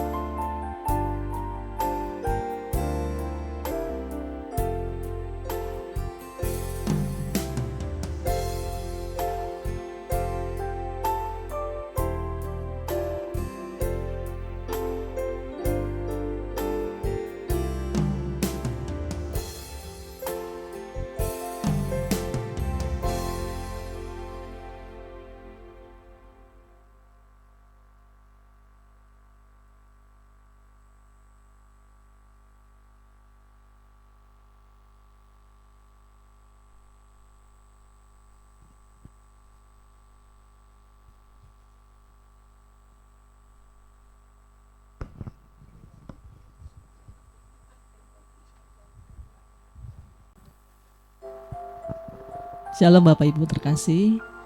Kami akan sebentar mendengarkan pengumuman. Untuk ibadah minggu depan seperti biasa 2 kali, pukul 8 dan pukul 10. Dan untuk ibadah youth pukul 12 di tempat ini, dan ibadah sekolah minggu di balai warga. Dan untuk hari Rabu, kami mengundang Bapak Ibu Oma Opa untuk hadir di ibadah UMAS setiap hari Rabu pukul 10 di tempat ini. Dan untuk KUL kami akan mengadakan di hari Kamis pukul 7 malam dan hari Jumat pukul 7 malam juga di tempat ini. Untuk doa pagi setiap hari Sabtu pukul 6 di tempat ini. Di bulan November ini agenda kita akan mengadakan HUT di gereja yang ke-12. Bapak Ibu yang akan menabur melalui persembahan, kami sudah menyediakan amplop persembahan khusus. Apabila Bapak Ibu akan menabur, boleh mengambil di counter belakang untuk gereja ini. Kami undang Bapak Ibu untuk bangkit berdiri, kita masuk doa syafaat. Bapak, kami mengucap syukur Tuhan untuk ibadah pagi ini Tuhan. Kami boleh memuji dan menyembah Engkau Bapak. Kami juga sudah memasuki di bulan November ini Tuhan dengan kasih setia Tuhan, pemeliharaan Tuhan sampai hari ini Bapak. Kami mengucap syukur Bapak. Bapak, kami berdoa Tuhan untuk Bapak Gembala kami Tuhan di tempat ini Bapak, yang sudah menyampaikan firman-Mu Bapak. Kami percaya Tuhan melalui firman-Mu Tuhan, kami mau belajar lagi Tuhan, mengenal Engkau lebih lagi Bapak, melakukan kehendak Bapak di zaman ini Bapak. Dan terlebih lagi Bapak, kami mau Tuhan menjadi saksi-Mu Tuhan, memberitakan Injil-Mu Tuhan di akhir zaman ini Bapak. Bapak berkati Bapak Gembala kami Tuhan, dengan kesehatan, kemurahan Tuhan, dengan kasih setia Tuhan, terus ada untuk Bapak Gembala kami Pak hari Bapak. Berkati juga Ibu Gembala kami Tuhan, Ibu Devi Tuhan, Kau berikan kesehatan yang sempurna Bapak. Berkati juga untuk ketiga anaknya Bapak. Kami percaya Tuhan, keluarga ini terus dalam pelindungan Tuhan. Berkati juga Pak Hari dalam visi dan misi-Mu Tuhan, untuk dapat terus ada di gereja ini Tuhan. Gereja ini Tuhan terus bertumbuh Tuhan, memenangkan jiwa-jiwa Tuhan bagi Engkau Bapa. Bapak, kami berdoa juga Tuhan untuk Bapak Gembala, pembina kami Tuhan, Bapak Pendeta Insir Niko Tuhan, juga untuk Bapak di Gembala kami di Jalan 1D Tuhan, Bapak Pendeta Kiki Tuhan. Kami percaya Tuhan perlindungan Tuhan, penyertaan Tuhan sempurna untuk beliau semua Tuhan. Kami percaya Tuhan, biar setiap pelayanan mereka Tuhan, semua boleh memenangkan jiwa-jiwa bagi Engkau Bapak. Bapak, terima kasih Bapak. Kami berdoa juga Tuhan setiap pelayan-pelayan Tuhan yang sudah ambil bagian di pagi hari ini Bapak. Mulai dari worship leader kami Bapak, imam-imam musik Bapak, multimedia Bapak, aser, pendoa, guru-guru sekolah minggu Bapak.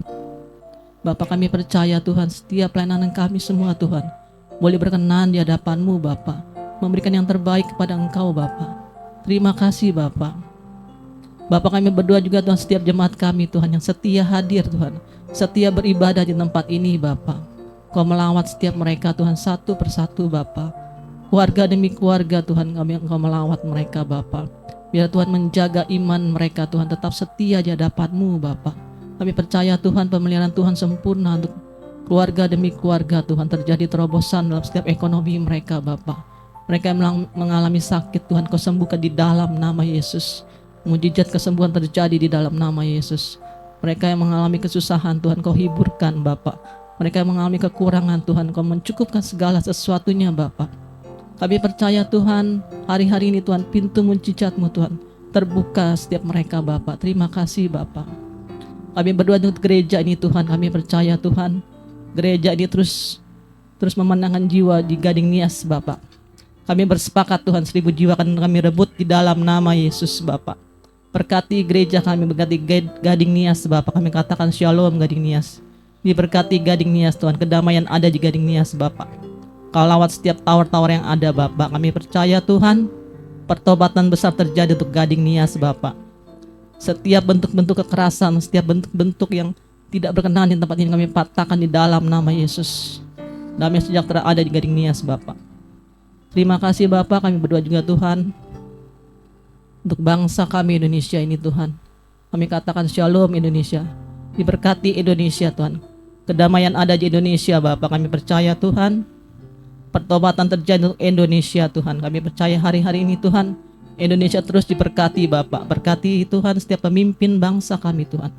Mulai Bapak Presiden kami Tuhan dan wakil dan seluruh jajaran dari tertinggi sampai terendah Bapak. Kau melawat setiap mereka Tuhan, berikan kepada setiap mereka roh takut akan Tuhan dalam memimpin bangsa ini Bapak.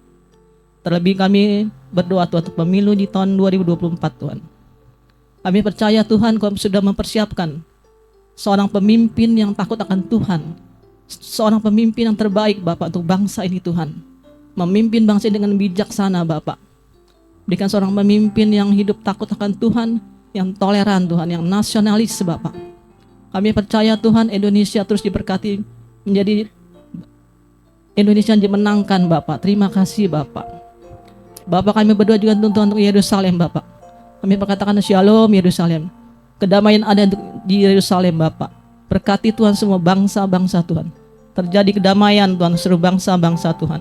Kami percaya Tuhan semua bangsa-bangsa boleh Tuhan menjadi damai Tuhan. Kami percaya Tuhan. Terima kasih Bapak. Bapak kami percaya juga Tuhan, biar Tuhan Kau menjaga iman kami di hari-hari ini Tuhan. Kami tahu kedatangan-Mu sudah sangat dekat Bapak. Biar Engkau menjaga iman kami terus berjaga-jaga di dalam Engkau Bapak. Tetap setia melakukan kehendak-Mu Bapak. Dan kami tetap setia menjalani firman-Mu Bapak. Terima kasih Bapak. Kalau sebentar juga kami akan meninggalkan tempat ini, kami siapkan hati kami untuk menerima berkat melalui Bapak Gembala.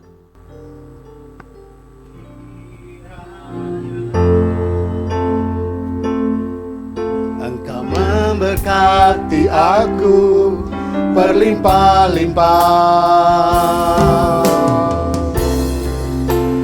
dan memperluas daerahku.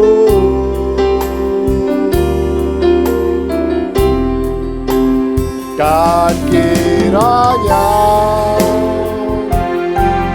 tangan-Mu menyertai aku dan melindungi aku